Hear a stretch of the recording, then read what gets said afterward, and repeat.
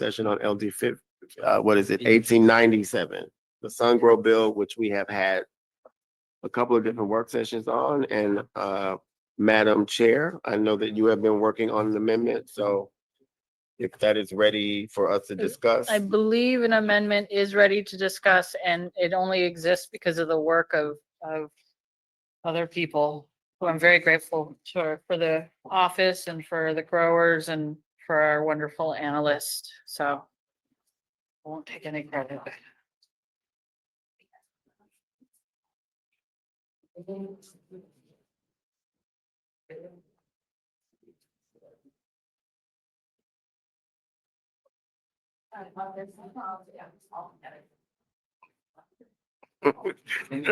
She's like, just lay it on me, says our clerk. What it created will make us a little more efficient today. Not really ready yet, now that it's 10:20, I tried to get it the way they did, so. Sure. Okay, there are three things coming around. On yellow is the proposed amendment, Take it up later. but there are still a few things that need to be worked out. So, I'll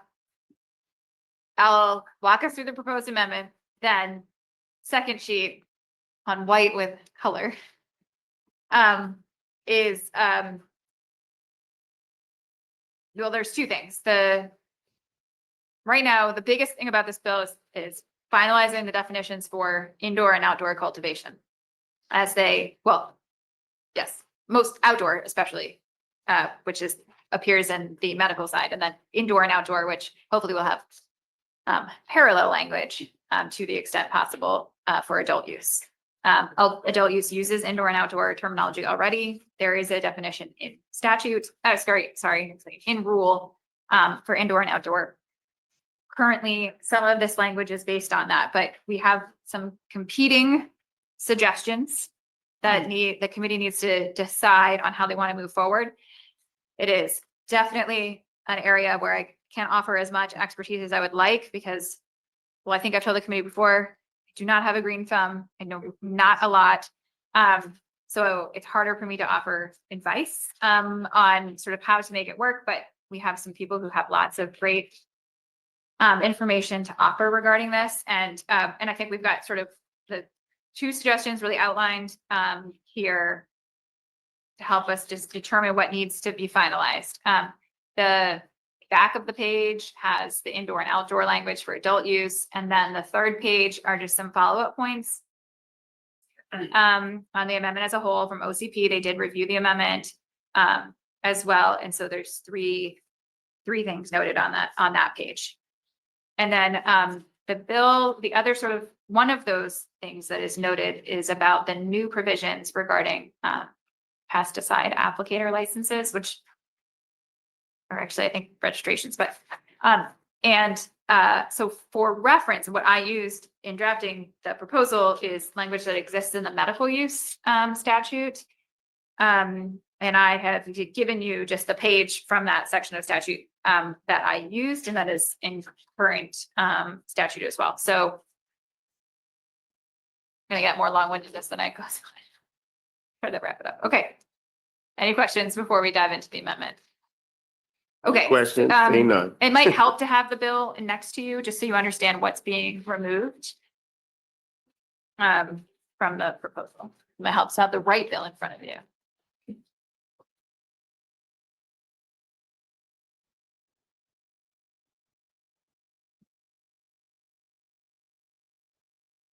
There it is. Got it. Ready to go. Let's do it. I'll get it.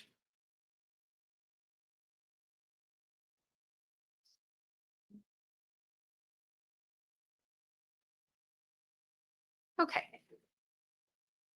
So the amendment's going to strike section 1 of the bill, which is the definition for sun-grown cultivator, and it does that because the definition for outdoor cultivation is going to be included in this new section of the bill below, in what is going to be paragraph B1 of section 2423A subsection 2.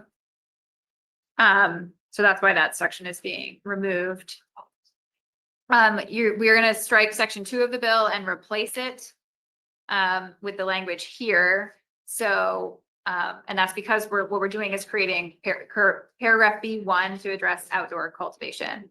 And it just adds the provision that a caregiver cultivating cannabis under this paragraph may not also cultivate cannabis under paragraph B1. So if you are going to be an outdoor, if you're going to cultivate outdoors under the provisions in B1, you cannot also do the activity in paragraph B. So you have to pick. Okay, got you. Yep. So B1 is mirroring the language in paragraph B, but we are going to notwithstand that. So notwithstanding paragraph B, a caregiver who cultivates mature cannabis plants in only in an outdoor cultivation area, cultivate in a calendar year up to 150 mature cannabis plants, 300 immature, and unlimited seedlings, or that's by plant count, or cultivate in a calendar year up to 2,500 square feet of mature plant canopy, up to 5,000 square feet of immature canopy, and unlimited seedlings. Those were so that's the same numbers that were proposed in section 2 of the bill, but they've reappeared in this new paragraph. Yep. I'm using the word, I've used calendar year, although I think that's something that's flagged as potentially, rather than saying, OCP suggested that rather than saying in a calendar year, that we refer to the months that they can be grown outdoors. And we do have a little bit of a difference on what those should be. And I actually had done it. The rule kind of does it in the reverse. So I had actually flipped it to be when you can grow it, not when you can't grow it. So we have the two proposals. Lizzie Hayes worked on this with Representative Supika. And so that's those are the suggestions on the right-hand side as well. So April and October, March and December. So what I see here is I believe that OCP and Ms. Hayes and everybody kind of wants the same thing. The problem is when we get into trying to make sure that we don't inadvertently exclude like common farming practices. And the goal is to find a way to have 3-season, grows, greenhouses, or, so, because it's normal for there to be a foundation. There's normal for there to be a hoop house. Sometimes it's fixed, sometimes it's not. So how do we make sure that it's an outdoor grow that can exist in the 3 seasons? And so what was recommended is that we just pare it down to, for the purposes of this paragraph, outdoor cultivation area means a cultivated area that uses sunlight, and then expand it from March to December so it encompasses 3 seasons. But what we don't want to have happen is large greenhouse grows that exist. I believe I've heard in other states where they actually use a lot of electricity because they're doing it 4 seasons. They're just, even though it uses sunlight, they're still using a lot of electricity, and it's kind of going against the intention of trying to find a way for organic outdoor grows to exist. So I don't know how to bridge this gap, and I apologize that it's late, but I do believe both sides are trying to get to the same thing, which is a 3-season outdoor grows that encompass common farming practices. Does that make any sense to folks? Yes. Yeah. Absolutely. So I'm very happy to hear like any advice on how we move forward with this. Also, I know that this is some of this language is very new, so I'm not trying to spring it on OCP. It just was proposed today. So to give folks a moment to kind of digest it.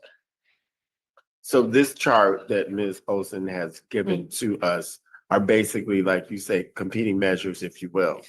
One side came from the OCP, those suggestions, and the other side came from Ms. Lizzie Hayes, who was asked Representative OSHA to put the bill in. Yeah. Or Ms. Hayes, did you want to come?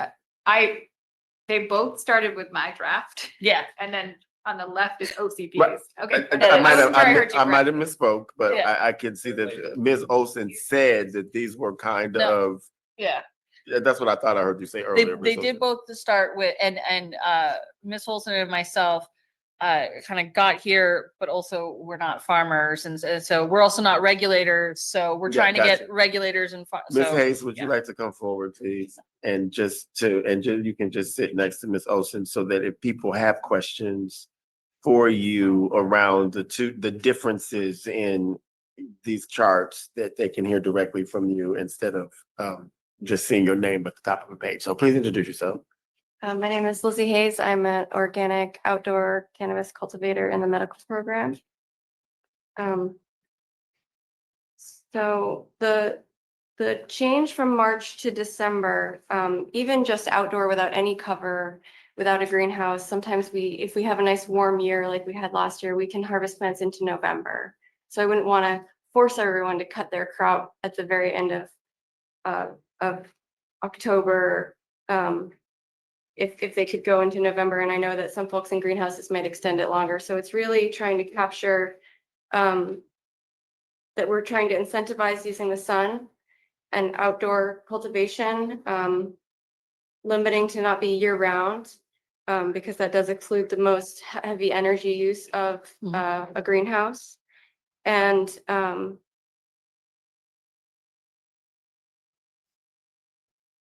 I think that the language that has been complicated is the language about materially impacted by ambient atmospheric conditions, or not enclosed, the words enclosed or is a building, runs into interpretations of, is a greenhouse a building?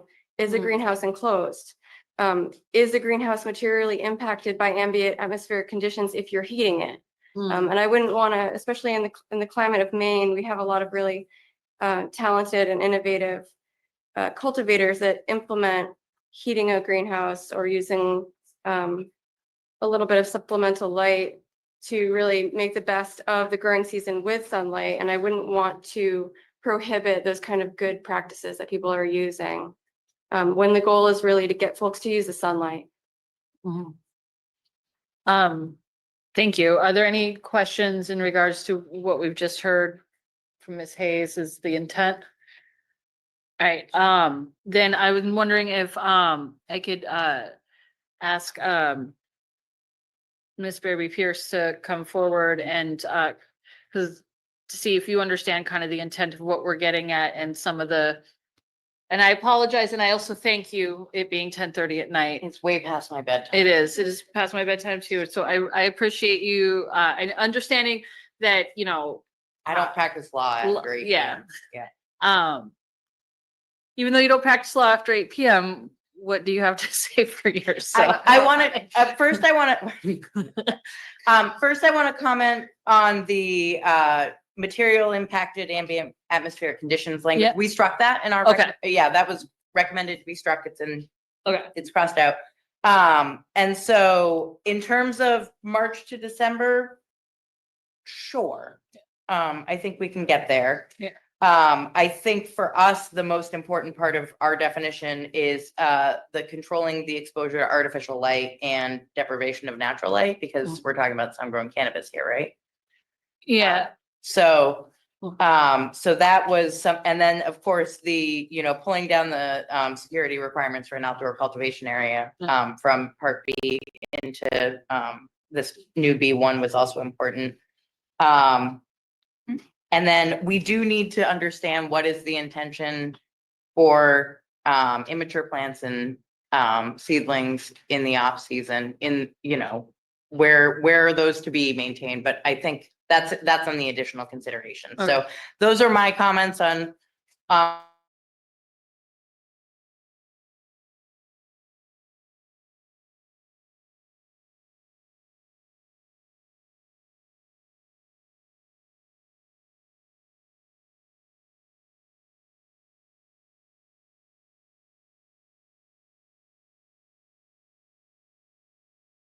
Of what people do with light deprivation and how it works, but this gentleman here, Jackson, if you would explain yourself to know. Could you introduce yourself and Absolutely. any organization that you represent or any businesses or anything along Yeah, those lines? absolutely. Thank you, Representative Sapika and the rest of the VLA for being here so late and talking about the sun when it's down. So my name is Jackson McLeod. I am with Atlantic Farms. We're an employee-owned cannabis company that operates in both the adult use and medical markets. And we've been growing with the sun our entire time. And we do that with the use of light deprivation. So with cannabis plants, they are in a flowering cycle or a vegetative cycle. And if you were to grow these plants outdoors, you would only get one harvest a year. But we are choosing to use greenhouses to get 3 harvests a year. And we're still using the sun. We do use supplemental lighting for a portion of that flowering cycle. We keep them in veg by putting lights on them. And we use a light deprivation curtain in 2 ways, actually. When they're in the vegetative cycle, I have my lights running for 20 hours a day. So I close that curtain so I'm not exposing my neighbors to light pollution. And then when I go to a flowering cycle, I need the light to be at 12 hours a day. And in March, that's not a problem, but in August, it's very challenging because the day is much longer than 12 hours. So we roll a curtain down to block out the sun so that we're still able to use the sun to flower these plants. And we use a fraction of the energy that indoor cultivation uses by using greenhouses. And it would be impossible to get 3 turns out of these greenhouses without the use of light deprivation and really mitigating the whole reason why we're using the sun and trying to cultivate in greenhouses with the sun, reducing our energy costs and just footprint overall. Representative Boyer? Thank you, Madam Chair. Y'all got a foundation in those hoop houses? We do not know. Okay. Do other outdoor growers and with hoop houses possibly use foundations? I have seen, yes, foundations and in like nursery settings. I have seen foundations previously, but we don't have them in our houses. Follow, Madam Chair? Yes. I'll take that as yes. Would that I think one definition had said primarily use sunlight. I don't know if, but do you primarily use sunlight for Yeah, your there- grows? Yeah, I think it's the easiest way to demonstrate this would be that throughout the season, we get drastically different yields because of the strength of the sun. In the first turn of the season, we actually is the easiest one for us because we're in heating season. The sun is getting higher in the sky and it's much easier to operate, especially around the yeast and mold testing. Much easier for that first turn. The second turn is our biggest yields of the year because the sun is the strongest. And then the third turn, our yields are half what they are in the first and second turns, showing that the sun is what's driving our flowering process. Right, you completed? If Madam Chair, you think it'd be appropriate to bring up the total yeast and mold discussion? Actually with well, I wanted to get to light deprivation, Okay. security and off season, and then I am going to propose to strike the total yeast and mold portion, which yeah.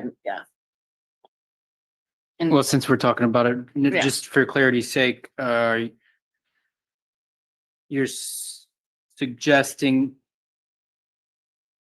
to keep or remove the section that says rules adopted by the office under paragraph C may not establish a testing limit for a total yeast and mold below 100,000 colony forming units per gram. removing that in an effort to try to move the bill forward. If that is a non-starter for some, I'm happy for there to be an alternative report that includes that. Sure. So my questions for you is, I understand why you use light deprivation. It's so that you can trick the plants into producing more and I'm not gonna try to explain anything other than that right now, but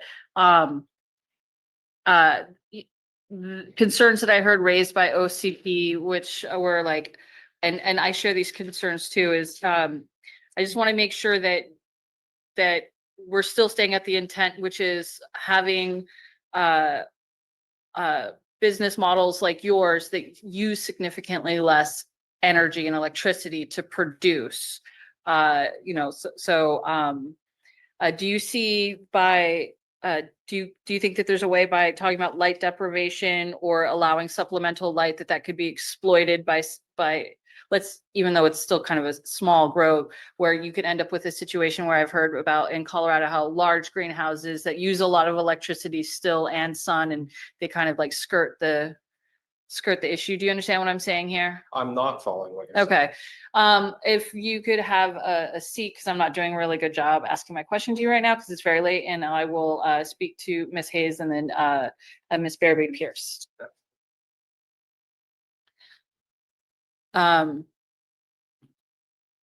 Ms. Hayes. So you heard the wackadoodle question that I just asked the previous person. And in our conversations, one thing that we've been trying to do is make it so this is a model that it doesn't, where growers don't consume a lot of electricity. And so we heard from the department about light deprivation and supplemental light, and the concern is, like, if this is outdoor grow, like, how do we ensure that the intention of this license stays at using as minimal amount of electricity as possible? And I know that we originally had language around electricity, but do you feel that with the language that has been provided here, and I'll ask a next OCP, who I think is the best person, but the intention of keeping it at business models that use a minimal amount of electricity and mostly grow from the sun? Do you understand what I'm saying? Like, I think so. Yeah. And I think that in research from Colorado, they found that some greenhouses, which are using sunlight due to the heating and cooling needs, Mm. end up having the same amount of electrical use as an indoor cultivation. And that's why I think limiting it to March through December would account for that, because in that Yeah. report, they said that it's mostly those winter months of heating that accounts for that like increase in energy use. Okay. And I think that the intention in making the language very straightforward about whether or not it's making the sunlight be the dividing of if it's indoor or outdoor is because we don't want to limit these practices that people use, like what Atlantic Farms is doing, which is an amazing business model. I wish everyone was using that model. And so I don't want to limit the ways that people are using light deprivation, which I don't think that light deprivation increases the energy use. It gives folks the ability to space their crop out throughout the year, rather than doing just one big, huge crop. They could space it out. And so I think that I wouldn't be concerned that this would see any increase. It would certainly see a decrease to indoor use, energy use, if it was limited in that way. I appreciate you explaining things much better than I ever could. So Representative Chapman, and then I also wanted to invite OCP after we're done with questions to come up and respond. So, but Representative Chapman. Thank you, Madam Chair. Sitting here listening, I work with electricity. I build for, this is great. I love it. I like what you guys are offering. But to me, it seems like if you wanted to minimize electrical use, you would put a kilowatt hour restriction on there. And I would go monthly, not annually. And I'm not 100% sure monthly versus annually is the answer. Maybe it's annually. And I'd like to hear what you say, and I'd like to know what is used for kilowatt usage. And if that helps you clarify, okay, this is good and this is bad, I think that's a great way to go. And I know my memory is fading here a bit, but if I remember, there originally was talk about that, but that got into a bunch of stuff that they argue about in ENR that I was not prepared to.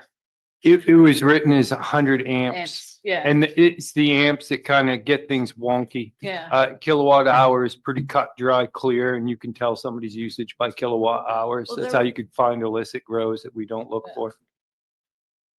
There was also some concerns about folks that are growing at their home Oh. and being able to determine which use is coming from your home or coming from a cord that you run out to put a couple lights. Like we run a cord out to our field to run fans. And I don't know that we could determine which energy use is coming from those fans or from other activities.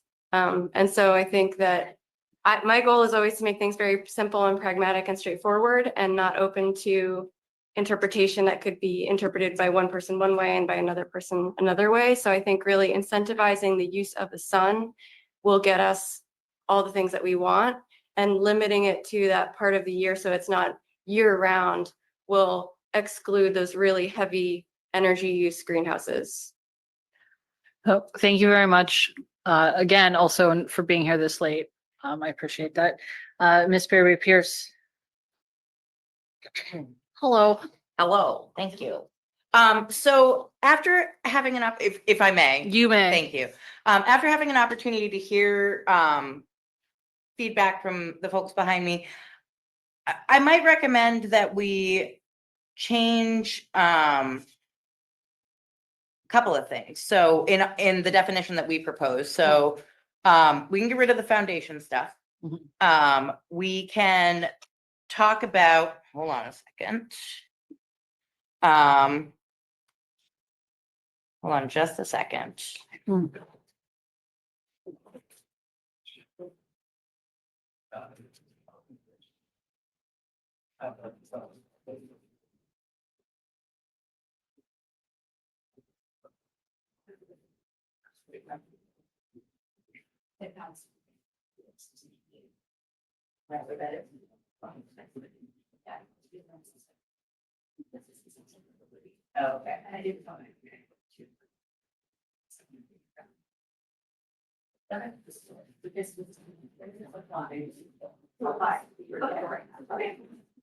Sorry, I was. No I'll sorries. just kind of, I'm gonna apologize, committee, not that we could have done anything differently, but with the nature of timing, that this couldn't have been better resolved before it came before the committee today, and that everyone got to see my original draft, but nobody got to see their own other people's comments, and it just.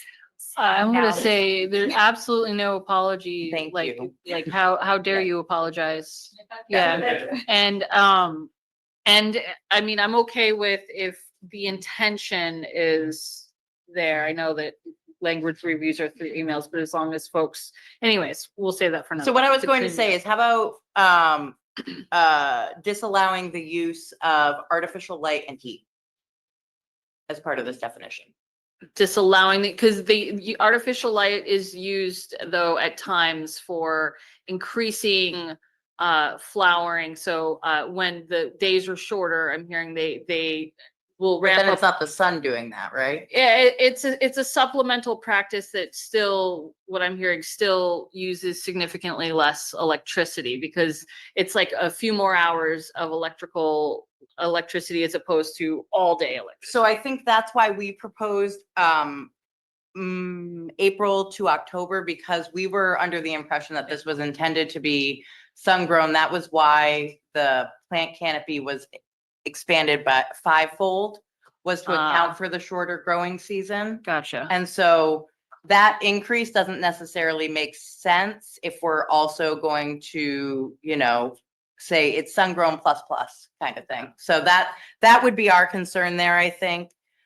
Just that it starts to get out of the realm of sun-grown. And so some of the other decisions that were made in this definition section don't necessarily make sense if we're allowing those additional things.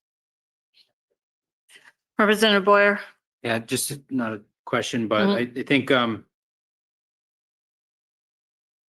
not every outdoor grower utilizes not every outdoor grower is trying to get 3 turns either. Ms. Hayes, I believe, goes for 1, and so the expansion does make sense in her regard. Okay. Yes. Thank you.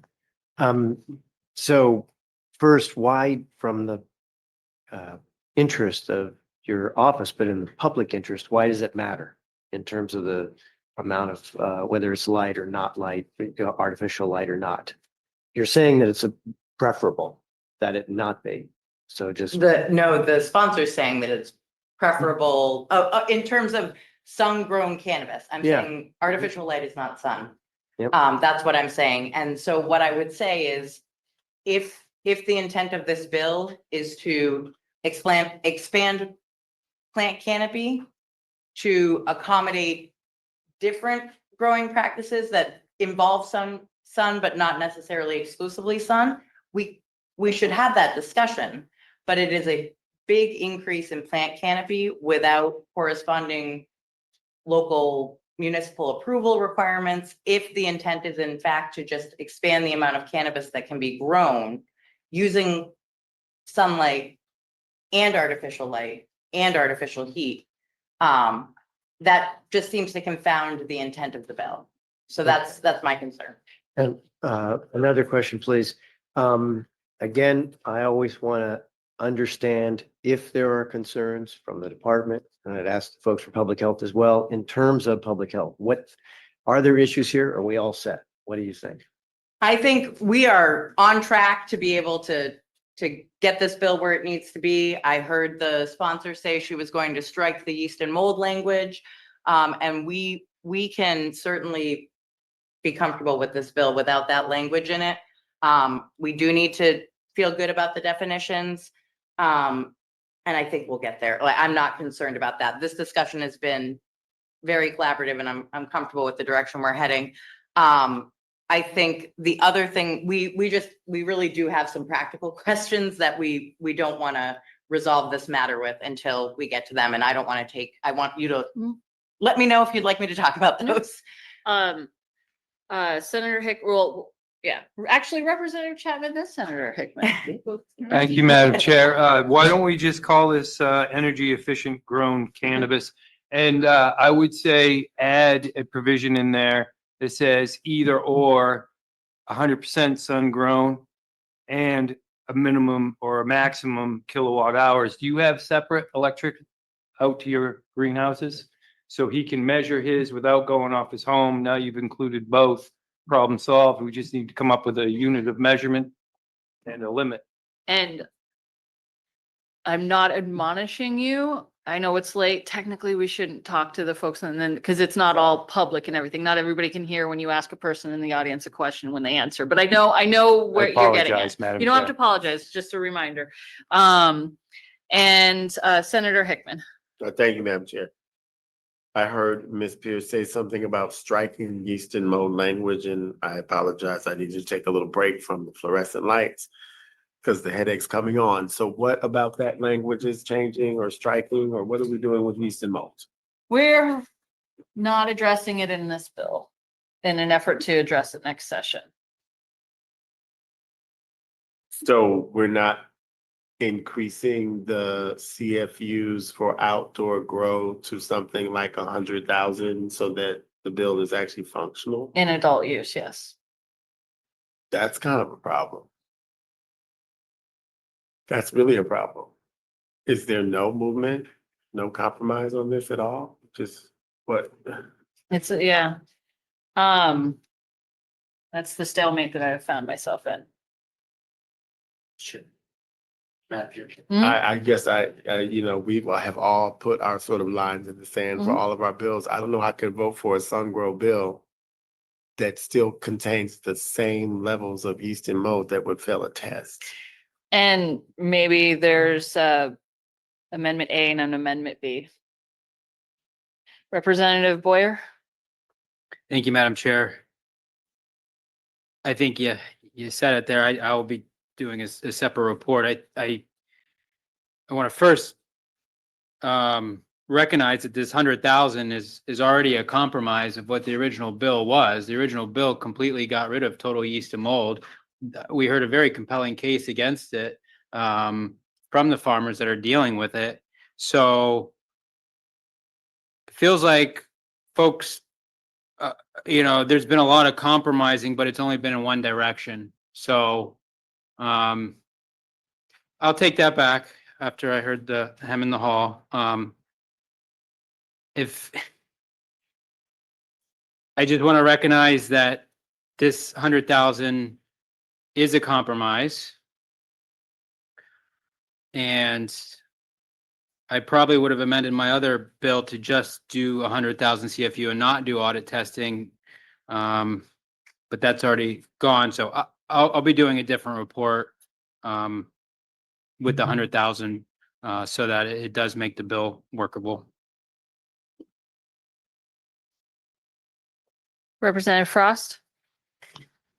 Thanks, Madam Chair. I think everybody, everybody wants to find something that works, but we had a really nice discussion. I don't even remember when it was, earlier this week, last week, I don't know, about the testing and how we had to all commit to doing a lot of research on the testing. And we all want to find a good answer. And I think that that is the issue tonight with this bill, is that we all have to do more research together and come to a consensus. Representative Boyer? What's going on in these 5, 6, 7 other states where they have 100,000 as their limit?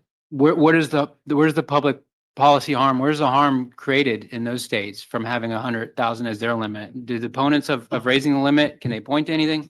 Senator Hickman? I think I'm gonna make a statement that is a fact one. I think I'm the only farmer on this committee that's in the room in the moment. And I really have to say that the 100,000 CFU limit has science behind it already. It is almost, and I know, Madam Chair, you've been working hard on this. I know Representative Osher, I know Lizzie Hayes has been working on this. The department has come in to work hard on this. Our analyst has worked hard on this. But there is no functional way for this bill to be effectuated with our current CFUs for mold and yeast. And so it's almost as if we're creating a structure in statute with this proposed compromise that's almost like just putting the policy in, but then we don't fund it so that you can't actually do it. This to me is what we're doing with this if we're not going to do the 100,000. And Representative Frost, I totally agree. We have a lot of work to do, but the 100,000 it's got science behind it. And that's just what happens outside. And again, we're talking about medical cannabis. And there's also science behind the fact that the microbial and the pathogen and the ecosystems that exist are actually what makes the cannabis medicinal, because it's alive and it's real and it's like raw milk. And I want to say that is backed up. There's a lot of evidence already. And I know that we may not all believe everything we read or see, but there's no public health hazard with that particular amount of it's too late for me to get the rest of it out. But I just wanted to say that I will support a report that has 100,000 in it.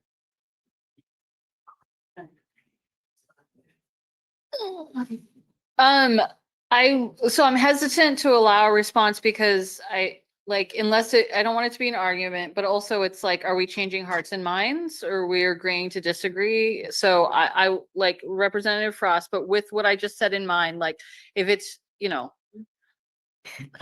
Thank you. All I would like to say is that I'm not arguing and I'm not disagreeing. I think I liked the idea that we had before of all working together to I guess I just feel like it makes more sense to me to do all the research and then apply it at once to all the bills. That's it. Representative Mallon. Setting the testing for total yeast and mold issue aside, what else do we need to do to move this bill forward? Yeah. Speaking as someone who is inclined to support the bill in terms of the structural changes it would make to get a good sun-grown program up and going, despite whatever disagreements we have on CFUs or all that stuff, and I could debate that until I'm blue in the face, but I would like to move. We were talking about the other parts of the bill, and then we get derailed back into testing. I'm not sure the sponsor was ready for us to go down that road yet. So I would like to know what else we need to. It's not the word ready. It's like you're on the river and you just sort of go with the flow at this point, because it's like, hello. Madam fucking Chair, if I night. may, I Yeah. just heard something that I hadn't heard, and so I wanted to get clarity Hmm. on the eastern mold. Mhm. Because that's a big deal for me. So Miss Olson, So the committee needs to decide on a definition for outdoor cultivation for the medical program. and I'm fine with a definition that allows the behaviors to happen from March to December. I understand, I don't see it as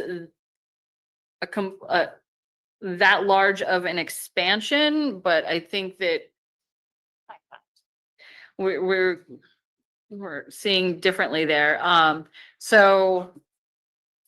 fine with it being from March to December, and using sunlight, something more pared down with some, if OCP has any other things. But I don't think that allowing a bit of supplemental light and light deprivation and those practices so that people can have like utilize the 3 seasons, because it's still going to lessen reliance on electricity and hydroponic grows or indoor grows. So I do see this still in the right direction. I don't want to go in the direction of talking about wattage, because I'm not prepared to make those definitions. So Ms. Olson, I apologize that that's vague feedback for you, but a definition that includes, from March to December, uses sunlight, and whatever portion of your language that you originally brought forward in regards to canopy, like, so it's an either or, I believe it was discussed, and not. So March to December, easy to do. Mhm. I don't think anyone was debating the language about there were no changes provided about the canopy or the number of plants. Mhm. So is the intent for this just to read, for the purposes of this paragraph, outdoor cultivation means a cultivation area that primarily uses sunlight for the cultivation of cannabis? And Yeah. that's it? Yes. No reference to enclosure in any type of building or similar structure? No reference to the control of those structures to regarding the exposure to artificial light or deprivation of natural light? None of that's going to be in there. Yes. So it will just refer to the primary use of sunlight. Yes.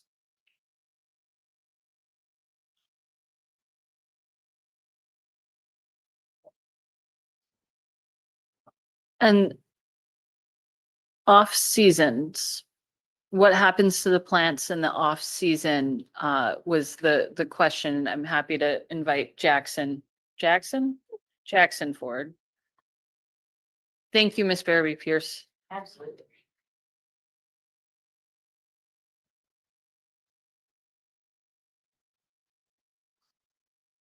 Thank you. Yeah. So your question is what happens to the plants in the off season? He did in a previous sitting. Yes. So we have mother plants that are moved indoors over the winter. We use shipping containers and just keep them in a vegetative state using lights. Okay. So no seedling, anything extra, like if it's just mother plants. So plants that you take clippings off of in the spring and plant in the soil so you can propagate more plants. Those Yeah. are mother. Okay. We do, because we're planting our greenhouses in March, we do that propagation work in January and February. Okay. And then that transitions into greenhouses when the weather's warm. And in previous conversations with OCP, we did raise, concerns about mothers, and OCP had well, it was several emails ago about suggested language for making sure that mothers could be kept year round indoors, and that wouldn't be an issue. So thank you. And Miss Olson, does that help at all with I don't, sorry, and I should have No. asked, because I said just cannabis, but I probably should have said that it's primarily uses sunlight for the cultivation of mature cannabis. Yes. Plants is probably the other word. Yeah. Yeah. Okay. If that is the definition and it's not making any other additional references to structures or light deprivation, then I don't think we need any additional references to temporarily moving mother plants indoors. Does the department agree with that assessment? Yeah. Office? And was that a yes from? Yes. That was a yes, thank you. And then, okay, so pretty much everything, the bottom of the medical OCP suggestion is gonna go away. And then I did note this to Gabby, and I think that there was just some confusion in my draft. Because she did include the language about the outdoor cultivation area being enclosed and equipped with locks or other security devices. The amendment as proposed is actually restoring to current statute the requirement that a caregiver, that the cultivation area, which would include both types, whether you were doing the sun-grown or the more traditional method, would have to be enclosed and equipped with locks or other security devices that permit access only by persons authorized to have access to the area under the chapter. And it's not adding, it's going to get rid of the added language about specific to outdoor. So it would just be as it currently is. It would be, and Jackson, do you keep your business locked and not open to the public and fenced in? Correct. And our shipping containers that we are overwintering our mother stock in is inside the fence that's locked. Sorry, when you said mother stock, I thought of like a festival of mothers. And All I right, just- thank you. I also wanted Thank to you. note, on the amendment, in section 3 of the amendment, subparagraph 1, the last sentence refers, it just says that the caregiver shall ensure that the cultivation area for mature cannabis plants and for immature cannabis plants comply with the plant count or plant canopy limitations. And it's currently, it just cites the paragraph B of subsection 2. I will have to bring in the new paragraph B1. I didn't catch this the first time around. So I just would include that citation there for those growers who cultivate under that paragraph. The amendment, we're going to come to the other definitions in a second, but the amendment retains that any other person is able to come into the cultivation area as long as they're under the direct supervision of the caregiver. So that is being retained. That was in the original. So the amendment is removing the 30-day grace period provisions that were discussed for assistance. So that's not in the bill. And then section 5 of the bill strikes, or the amendment strikes section 5 of the bill and it replaces it with the following new paragraph.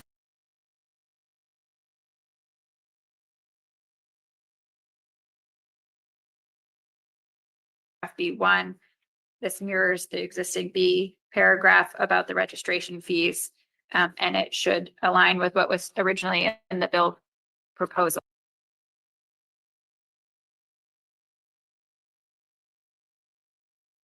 Just drafted differently.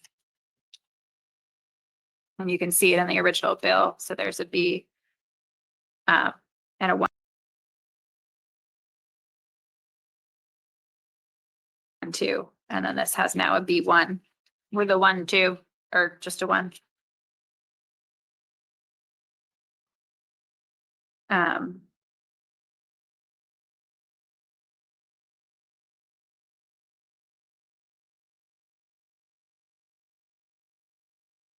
One hopes that makes sense. Okay.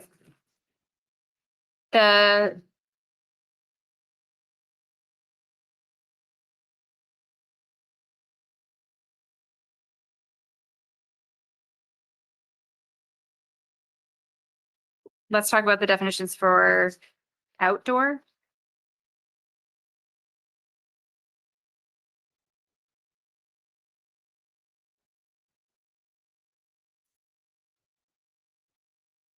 They're stapled. Does anyone else like mine? The back page is stapled incorrectly, makes it hard to follow along. They are numbered though, unlike most of mine. I was like, that, it is late and I was a little concerned I had not had this drafted correctly, but there is the two that I was looking for.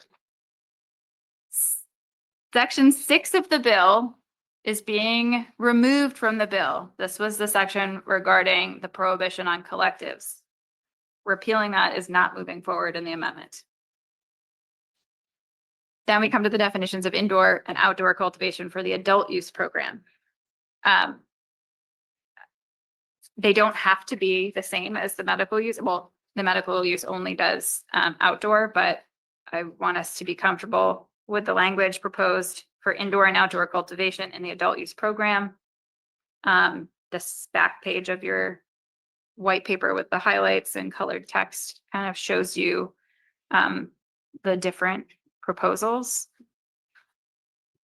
And I guess I'm asking what versions you want to go with and what changes you think should be made based off of the current proposal in medical.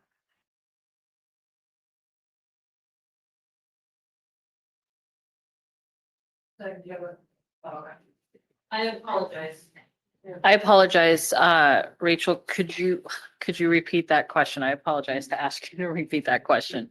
It's late, but could you? I hope it made sense. We need to nail down the definitions for indoor and outdoor cultivation in the adult use program. Mhm. We, again, just like the first bill, we have, each stakeholder was provided my draft and they made some edits and those are presented.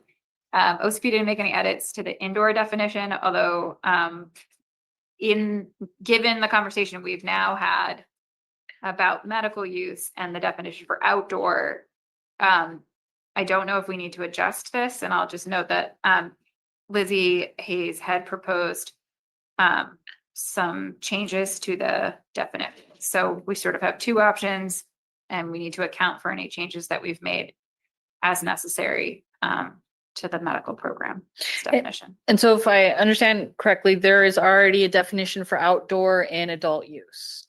No, Oh, No. no, it's in rule. it's in rule. And Okay. those are the definitions that we worked with. Okay. I got some suggestions from OCP modeled on their rule definitions, and that's what was used to craft the original version that I shared with stakeholders. And I would be okay, but I'd also want to hear from the department and having parity between the two definitions, so that they're the same, if that's okay. Yes, please come forward. I think for the sake of clarity, there should be parity. Yeah, so it would be the Both same, sides. same as in medical there. Okay. So that I can do that for outdoor. Yes. We don't have indoor in the medical use program, just purely the way these things are structured. So we have two proposals for indoor cultivation. They are similar, but not the same.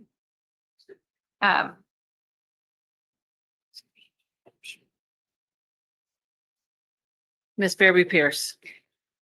Do we need a definition of indoor cultivation? Well, under the licensing Mhm. provisions for Cultivation. cultivation, it does distinguish for within your tier licensing, it does distinguish if a certain fee if you're indoor, certain fee if you're outdoor, and if you grow both indoor and outdoor, you pay the indoor fee. They don't exist currently, and yet you use indoor and outdoor. It seemed to me that if you were going to define outdoor, you might have wanted to offer a definition for indoor, but I guess the We could do department is comfortable with opposite of it, whatever outdoor that is this indoor. is outdoor and that would be at 11, 12 at night. I'm fine with that. So The Sesame Street definition. would it be horrible if we tried to define indoor in another day, in another bill? Or do we think we need to define indoor in this bill?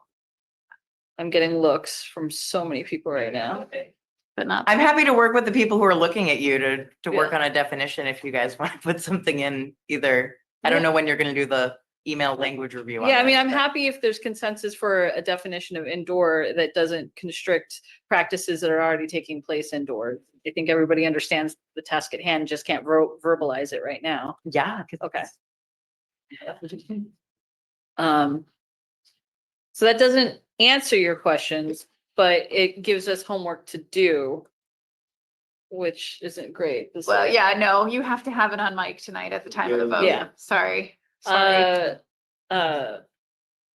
Representative Faircloth. So if I may, thank you, Madam Chair, back me up. What's wrong with the ones here on page 3, 32A, 41A?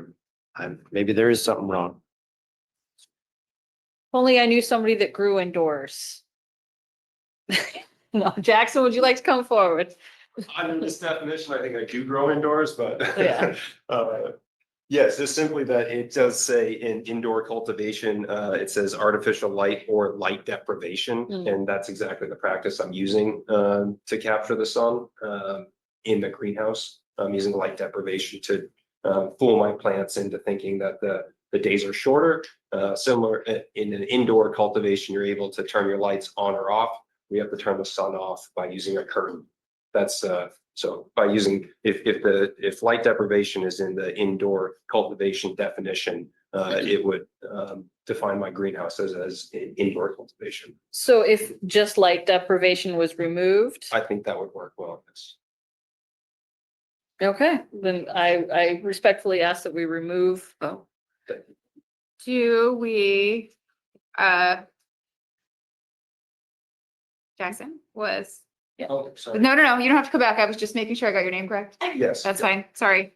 Jack, I think he was using what's written on the yellow paper. So OCP didn't propose any changes to it either, or to it. So we could strike light deprivation. Would we keep the enclosed building or similar structure on a foundation? And would we keep the conditions that are not materially impacted by ambient atmospheric conditions? yes, Okay, I'm fine with that. I'm fine with that. Is anyone else? we're Everyone fine else with fine with it. that? Jackson has an opinion, though. Okay. Jackson, please come forward. Thank you. I know it's so late. No, it's all right, as long as we can laugh about it. My Yeah. only concern would be that we do use artificial light in our greenhouses to keep a vegetative cycle, like I said, to get 3 cycles out of the season. So that would be my only concern, that it would be interpreted that we do use artificial light. Okay, Representative Boyer. I think if, with the definition of outdoor saying primarily, it would address that.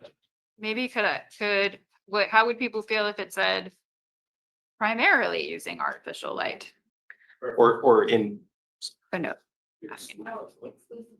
Or exclusive? Primarily or exclusively? that's what I was gonna say. Okay, it exclusively wouldn't create an issue. I mean, I don't think exclusively. would. Referring to artificial light. Primarily or exclusively, is that? Well, actually, I feel like this is disintegrated. I feel like primarily, but what we got at was the March through December. So a place that is able to operate year round, I don't know if you got to include that, but I would say exclusively uses artificial light as well. Like, no, huh? I apologize. Yeah, everybody can't talk, even though I wish everybody could, but we can't. So, Jackson, if you could please sit down in the back. Ms. Hayes, would you please come forward?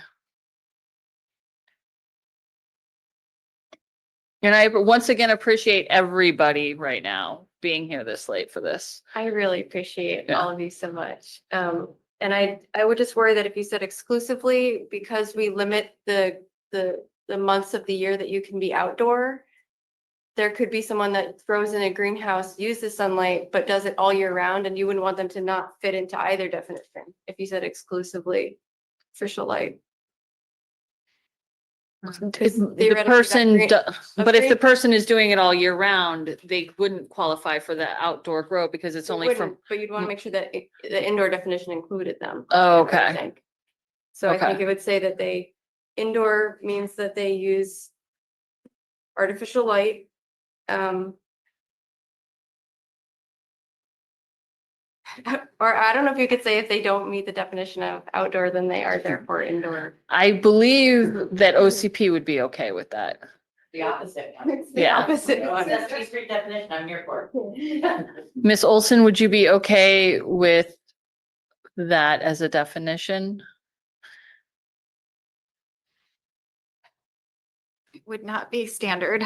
Would by us saying right now, the opposite is what our intention is, be enough to say on mic for you to craft the opposite? Well, no, because as you've demonstrated in the conversation, any language I draft is subject to severe pitfalls that could leave someone in a hole. Let me think.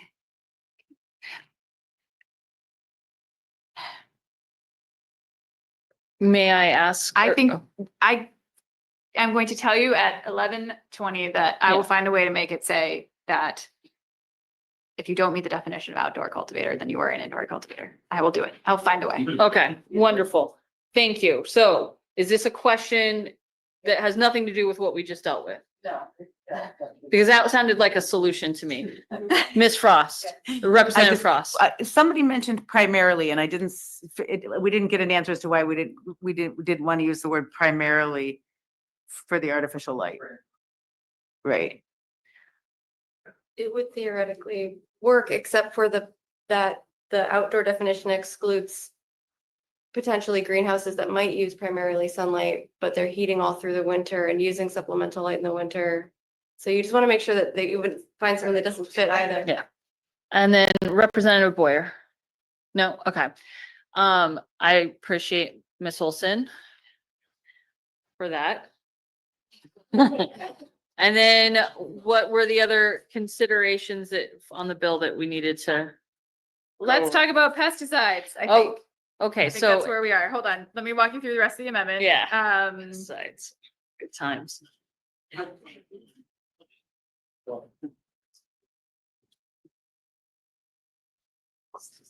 this also strikes the 30-day grace period in adult use.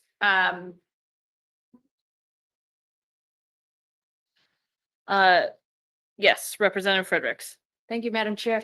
I'm just not clear on why we're striking the grace period. I had to look it all up to see where it was and And so the striking of the grace period came because by creating a grace, like we all wanted the grace period, but by creating it, it created this parallel universe where somebody could have been, especially in medical, because certain things, different business owners don't know where their employee is at with getting the card or that. So, after 2 days, maybe they receive the card or they didn't receive the card, but there's this 30-day grace period. It would create this world where somebody could be working who wasn't approved or who was denied for some reason, but because there's this grace period, they get to go the whole 30 days. There's all these little tiny loopholes that came up from it.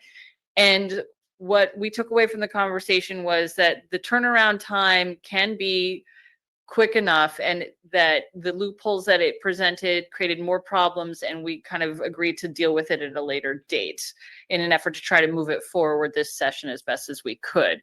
Like, it's still an issue scrambling to get people to come and harvest your cannabis in case if there is a frost.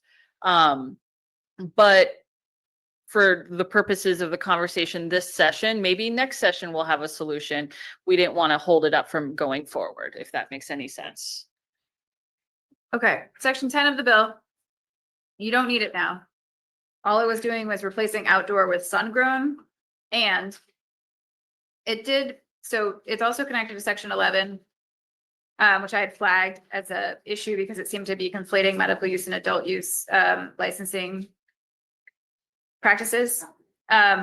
Section 10 had said that a cultivation facility with both indoor and outdoor would pay the indoor fee. That's gonna remain. So if you do both indoor and outdoor, you'll pay the indoor fee. And now we're using outdoor and indoor, so you don't need these changes. They already say that in statute.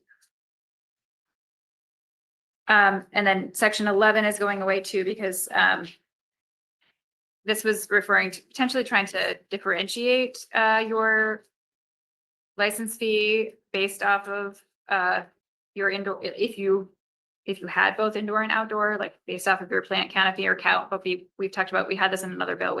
The way that they license doesn't distinguish by cultivation area, it distinguishes by facility. And so it would have been drafting gymnastics and a big change to the licensing structure to try to have accomplished that, and potentially more challenging for the licensee. So that's out. Okay. The sponsor had proposed adding language regarding pesticides to require individuals to receive, to get the pesticide application certificate, or sorry, the certification and pesticide application, which is under Title 22, Section 1471D. The language that I drafted was modeled after the medical use program.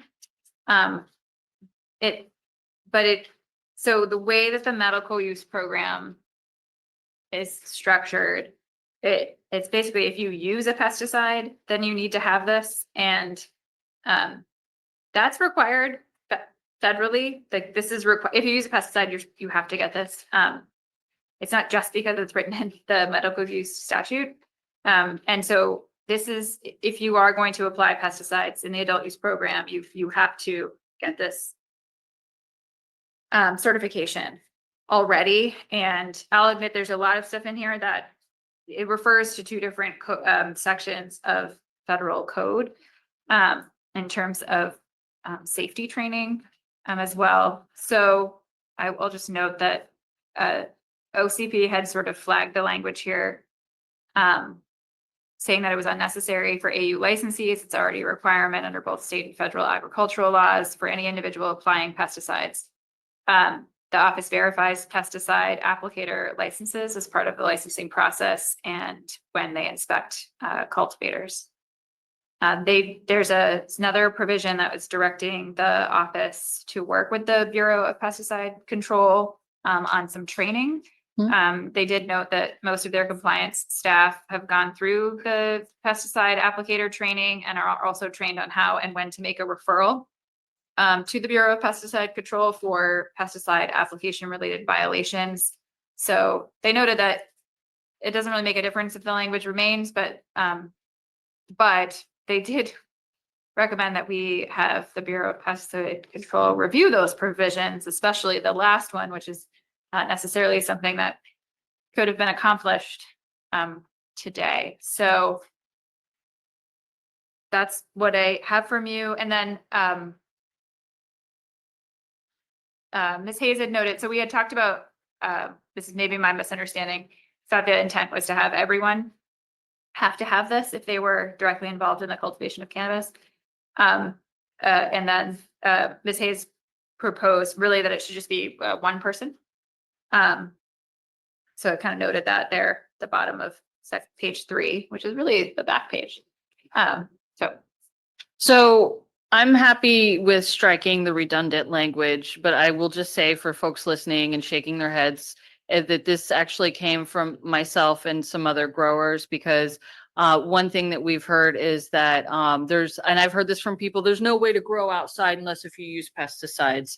And I'm not saying that that's what everybody does, but we wanted it to be clear that we're trying to get towards, as organic as possible. And it wasn't our intent to create redundant language. It was our intent to create a system where people had to learn about pesticide applications. We also, I also believe that, OCP's inspectors maybe are more familiar with certain aspects of the law, but maybe less of the agricultural aspects. Maybe I was wrong on that. Maybe I was right. I'm not trying to offend anybody, but I always thought, hey, let's have them learn more about pesticide applications so that they're able to identify any misuses of it when they're out inspecting the field.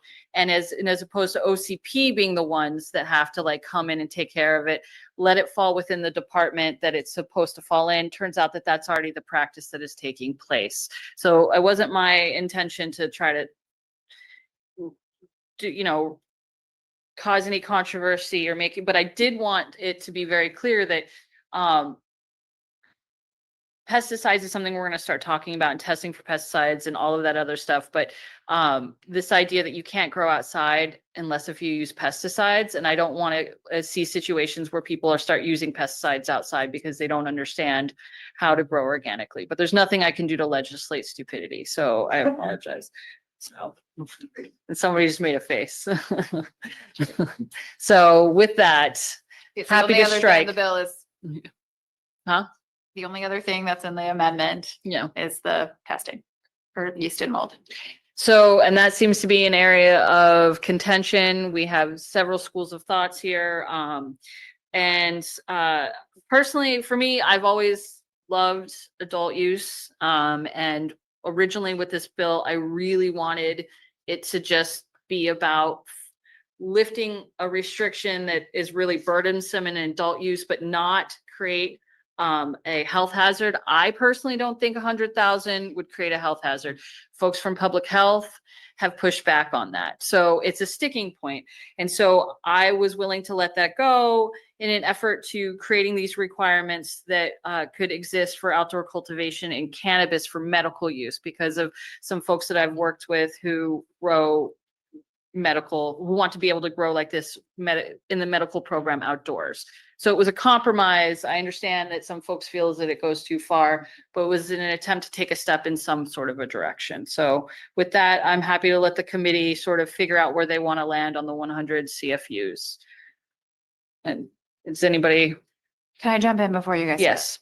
Representative Speaker, are you saying that you want to take out the parts of the bill that are about pesticide applicator, stuff like that? Or the amendment? If it's redundant, That's my understanding from what Yes. people have told us. yes, Okay. it is redundant. It wasn't my intention to be redundant, so I apologize. But yes, because making extra work for people if it's redundant. You're right. I don't apologize. We're staying until 2 a.m. No, I'm just kidding. I'm sorry. Representative Mallon. Thank you, Madam Chair. I will support this bill if we remove the 100,000 CFUs. No problem with the rest of it. I think it is a step forward. It starts us on a path of setting up a structure that will work for sun-grown. I understand it does not get to the place where everyone wants to get on that, and that's fine. I also understand that we're going to be talking, as I said before, about testing over the off season, where everything will be on the table, including 100,000 CFUs. And I can make claims about 100,000 CFUs and say that science backs it up too. And lots of people will make those claims. Let's hear those claims. Let's hear the science that we're all citing, and let's have that discussion. I think it is a reasonable step forward to not make a change to testing until we have those conversations over the summer, and we can still move ahead with setting up the sun-grown program. And she deferred a bit earlier, but I really do believe that you deserve a lot of credit on this, Madam Chair, because you have been quarterbacking this thing and trying to get a bunch of disparate actors and difficult legislators from Biddeford onto the same page with it. And I really appreciate that. And I think we've seen a lot of compromise today. And yes, it has gone in both directions. I voted for something earlier that had several provisions I don't like, but I still voted for it. And that's because I want to move forward and help us get our cannabis laws to a more balanced place where we can be comfortable with the regulations and comfortable with the consumer protections. So I just want to thank you for working so hard on this, Madam Chair. And if a motion is made, ought to pass as amended, and that motion includes striking the 100,000 CFUs, I will probably vote for it, Are you making that motion? if you want me to. I move ought to pass as amended, including striking 100,000 CFUs. Yeah. There's been a motion by Representative Mallon and it's been seconded by Representative Terry. Is the committee ready for the vote? I have one quick question. So sorry. No sorries. Back to the definition of medical, outdoor. There is one line sandwiched at the bottom that says outdoor cultivation of, it's supposed to say of mature cannabis plants may only occur between the months of March and December. Do I still need to include that if we have set it at the top where it says between the months of, what will now be March and December? I'm Do you sorry. think we need that? Are you asking, do we need to say it twice? Did I hear, Kind what? of, yeah. Does I anyone don't think we need to twice? say No. it twice. Okay, great. Yeah. Okay. Whew. So there's a motion, ought to pass as amended, removing the 100 CFUs. It's been seconded by Representative Terry. Is the committee ready for the vote? Madam Clerk?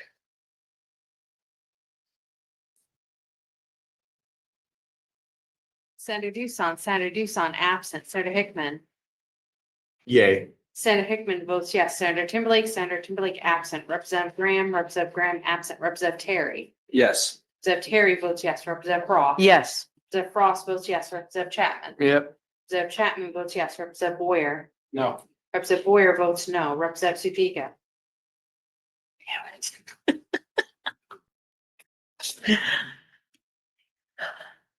Yes. Representative Supika votes yes, Representative Himes absent, Representative Fredericks. Yes. Representative Fredericks votes yes, Representative Fairclough. Yes.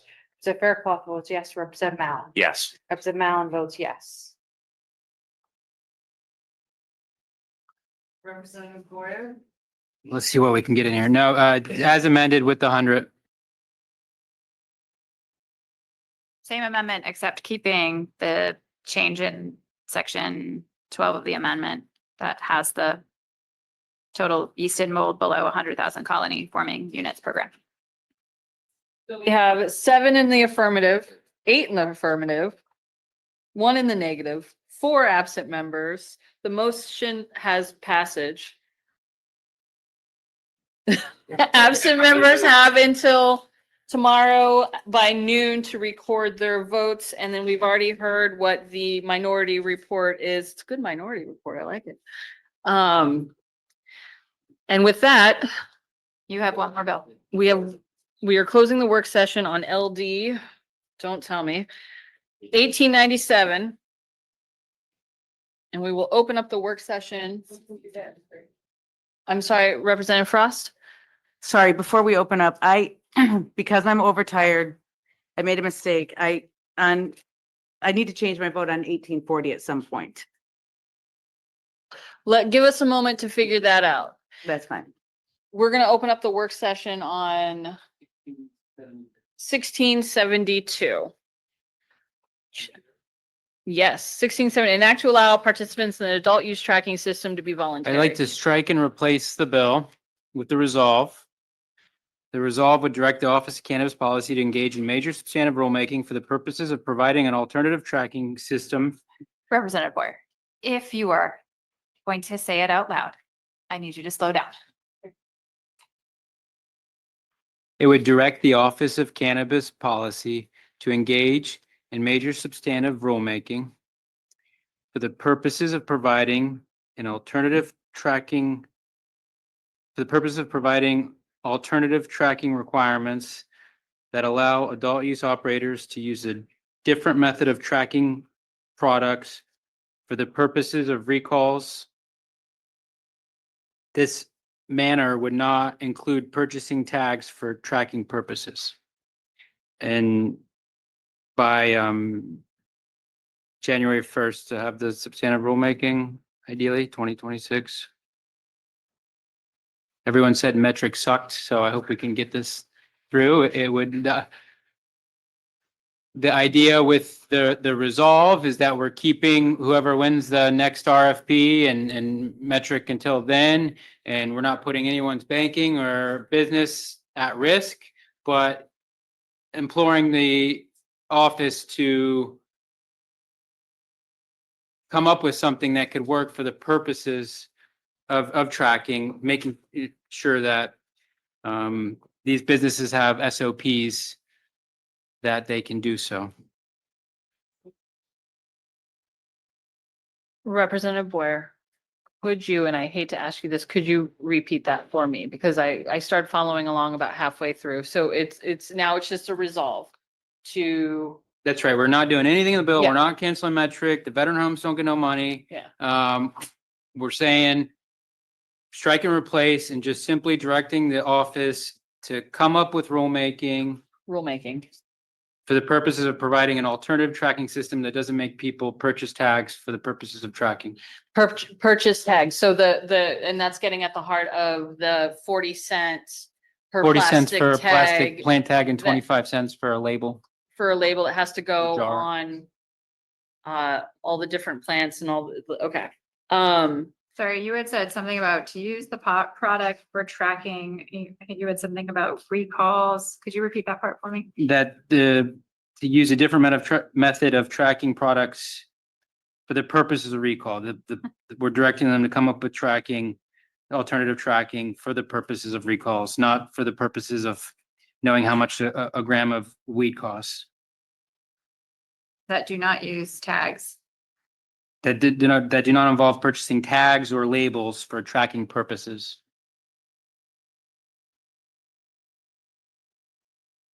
Okay.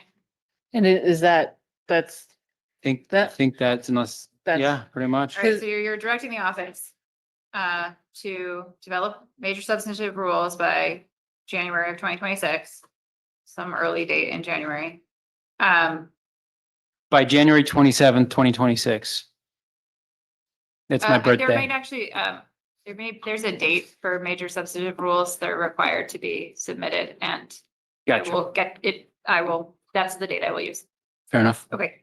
So to develop the rules for an alternative tracking requirements. Or system or Yes, method. maybe defer to you. I'll stop using rules and requirements 7 times in the sentence. That allow adult use licensees to use a different product for the purpose of recalls that do not involve using tags or labels for tracking purposes. Something along those lines? Well, purchase, did you say purchasing? I said use, Well, purchase, okay. yeah. Product system.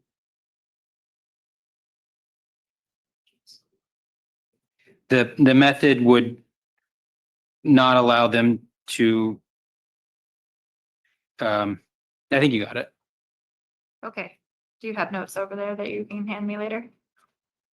That you've read into the record? Yep. Okay. So discussion from the committee on the Representative Mallon. Just to clarify, I believe there's not to pass motion on the floor, right? That was made by me and seconded by you on this. Yes. Yes, just want to make sure we Yes. There is a not to pass. ought not motion. to pass. Ought not to pass motion on, okay. And so in terms of, Representative Mallon made the motion and I seconded it, but this was like ages ago, so. Would you be amenable to taking that so that can be worked on as an amendment? I thought he was just stating what his report would be, whether it's Oh. majority or minority, I don't know. I'm Okay. happy to do whatever. My position on this is still ought not to pass. Okay. All right. Anybody else on the committee, would like to weigh in on whether they would support this resolve? Representative Fredericks? Thank you, Madam Chair. Yes, I'm apt to support this as an amendment. Yeah. That sounds great to me. And even though I made the second on the previous bill, I do not like metric and I do not like the purchasing of plastic tags and the system that was created. It does create a lot of plastic waste. And I know that it's been pared down more with batch tracking, but just trying to get batch tracking implemented was a heavy haul, and it really left a foul taste in my mouth. So I'm gonna support a resolve, but happy to hear from other folks as well before we take a vote.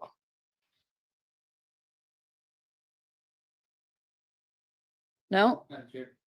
Representative Boyer? Thank you. I appreciate your comments, Madam Chair. And again, this should just allow us to explore an alternative path without putting at risk folks banking, the contract, the timing, all those issues, trying to avoid all that, but still move the policy forward with the resolve. So thank you, Madam Chair. Representative Frost, did you have a question? Think about it. Yeah. Sorry, I was distracted. Could you put, that's all right. So is the committee prepared to vote on this?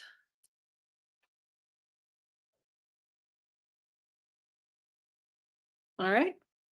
So there's a motion of ought not to pass. It has been seconded, so that will be the motion, but we know what the alternative report would be.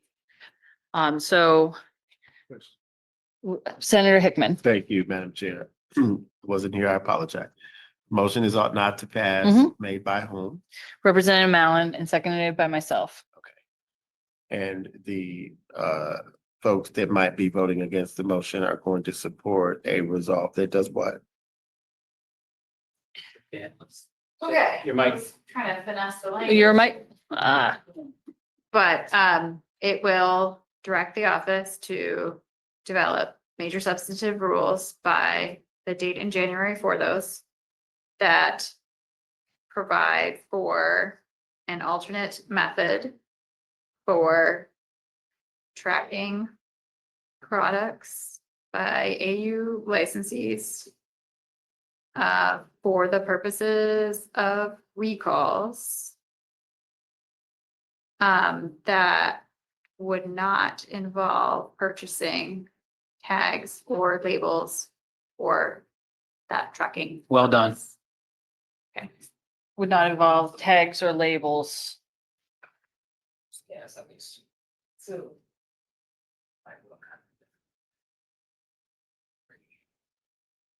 Representative Frost.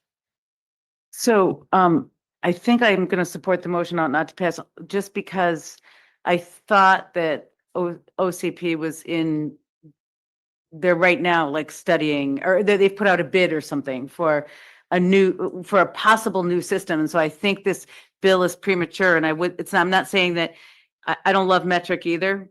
And I actually didn't care for their lobbyists in the hallway either. But I just think this is premature. I would say I like the guy. He's not too bad, but I don't like Representative Boyer. Thank you, Madam Chair. Thank you, Representative Frost. I appreciate your comments. I won't comment on the lobbyist. He's all right. We give him a hard time. And I fully appreciate that it's in the middle of a RFP. They're looking at, I think there's three, they said, at least 2 or 3 different proposals. So procurement's looking at them. That'll move forward. Maybe it's Metric, maybe it's BioTrack. I don't know the other people that applied.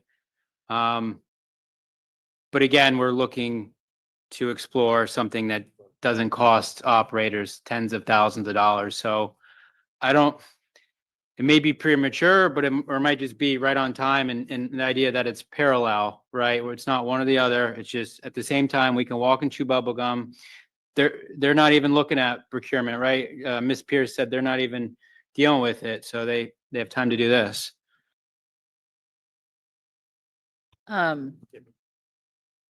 Is the committee ready to take the vote? Madam Clerk. Senator Doosan absent. Senator Hickman. Nay. Senator Hickman votes no. Senator Timberlake absent. Representative Graham absent. Representative Terry. No. Representative Terry votes no. Representative Frost. Yes. Representative Frost votes yes. Representative Chapman. No. Representative Chapman votes no. Representative Boyer. Negative.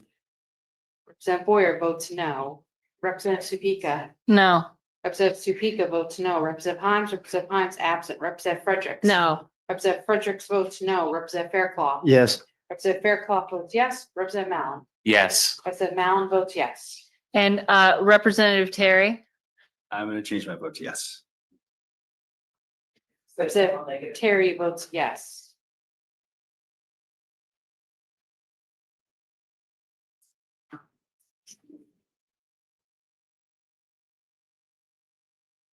And we have 4 yeses, 5 nos, and 4 absent members.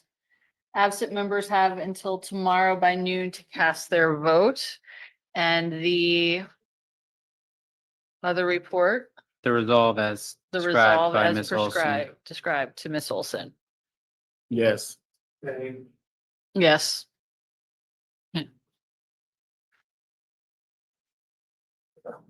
All right. Now, my understanding is that Representative Frost would like to change her vote. So that means that we would have to reconsider the vote. Somebody on the prevailing side would have to make that motion. Madam Chair, Representative Boyer. being on the prevailing side, I move that we reconsider the actions that we took on LD 1840. There's a motion. Is there a second? All right, all those in favor, please show in the usual manner. It is unanimous. So we will open the work session on LD 40, Representative 1840. Thank you. I have a question for the committee. Yes. In regards to section 6 of the amendment.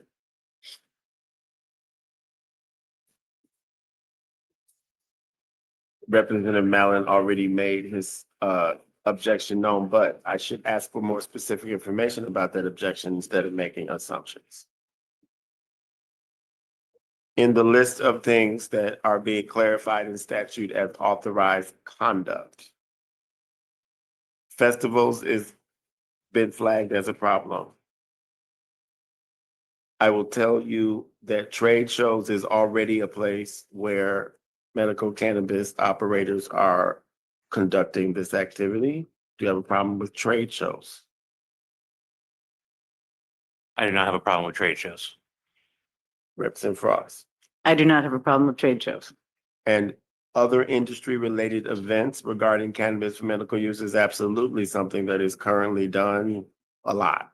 And that's been just a tradition in the cannabis community since its inception. Do you have a problem with industry-related events? I can live with that. Do you have a problem with that, Representative Frost? I don't really, my only objection, I wasn't thinking, I was Mhm. too tired earlier, the festival thing, I just thought, why would you need to be purchasing medical marijuana at a festival? It did not make sense to me. So that was the one thing.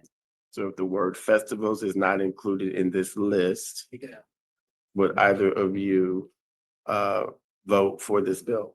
If festivals is removed, I will support the bill. Representative Frost, Same. the chair would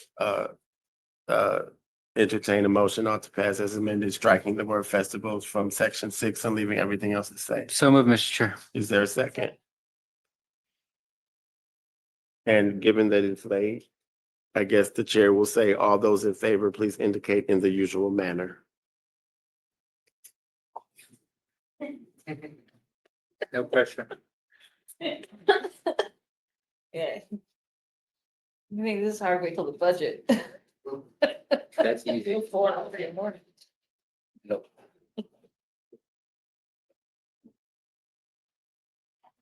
Thank you. The chair will close the work session on LD 1840. I just wish to say, I thought we'd be here till 2 and it's not midnight. So we have been as efficient as we can be. And I believe that this committee and our analysts and the industry stakeholders and the agency and the public health community who has been represented by Ms. Rebecca Boulos has done an amazing job coming together with many unanimous reports on cannabis legislation and some divided reports. but mostly unanimous reports on cannabis legislation. So we are in the spirit of what we said we were going to do over the summer. So let us please continue this unanimity and leave the acrimony outside in the hallway if at all. It's just not necessary. We will agree to disagree in certain places. And so I certainly really respect that. And I don't know who is with the agency with Ms. Gabby Bearby Pierce, but thank you for being here and assisting whoever you are in the process. Ms. Olson, wonderful job as Yeah. always under such tremendous pressure. Just really, really, really, really, really. And so I know we'll be having language reviews at our desks and all of these things and in emails.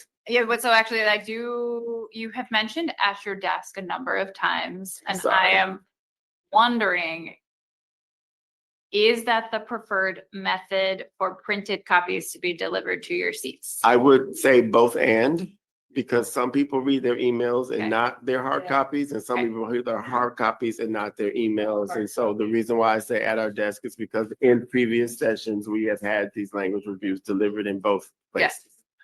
So I wanted to just, if you can do that, that would be great to make sure that people have no excuse to say they missed it. Okay.